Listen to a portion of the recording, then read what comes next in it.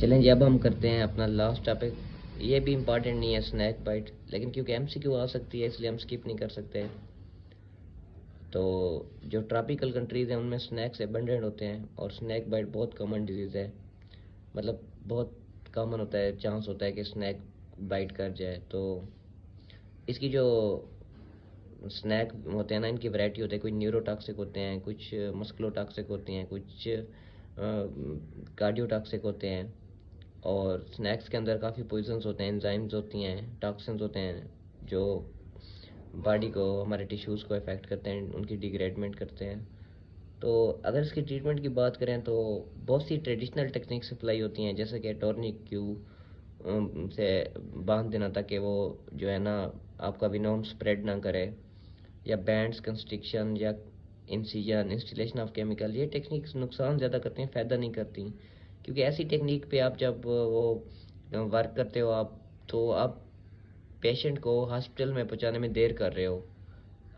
अगर आप snack bed का पेशेंट, आप उसे फ़ौरन अस्पताल ले जाएं तो उसके बहुत चांस होते हैं बचने के, या मतलब उसकी कॉम्प्लिकेशन कम होने के। अगर आप ऐसी टेक्निक्स पे टाइम ज़ाया करते रहोगे तो ज़ाहिर बात है फिर वो हॉस्पिटल तो डिले होगा, तो उसके ज़्यादा चांसेस हैं कॉम्प्लिकेशन के। तो फर्स्ट एड मेजर क्या है? पहली बात तो ये है कि फेयर ही बहुत ज़्यादा होते हैं। मोस्ट जो पेशेंट्स हैं उनकी डेथ खौफ से होती है कि मुझे भाई सांप ने काट लिया है तो मैं मर ना जाऊँ, इसी खौफ से मर जाते हैं। तो पेशेंट को ना रीएश्योर करना है, ठीक है ना, कि उसे तसल्ली देनी है पूरी कि कुछ नहीं हुआ, कुछ नहीं होता। तो उसके अलावा उसके बिटन लिम्ब को एम्बोलाइज करना है स्प्लिंट से, और उसे फ़ौरन हॉस्पिटल पहुँचाना है।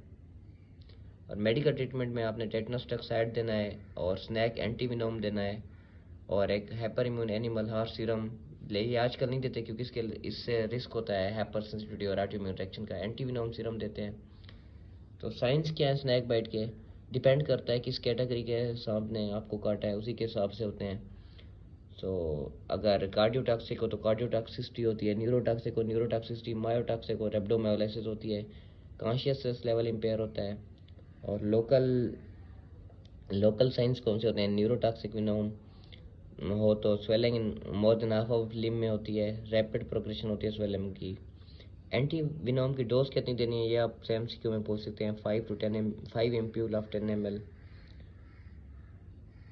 और एनाफिलेक्टिक रिएक्शन भी हो सकता है अगर आप ट्रीटमेंट में hyper immune animal heart serum दे रहे हैं ना, तो एनाफिलेक्टिक रिएक्शन हो सकता है, इसलिए आपने प्रोफिलेक्टिक एंटीहिस्टामिन दे लेनी है।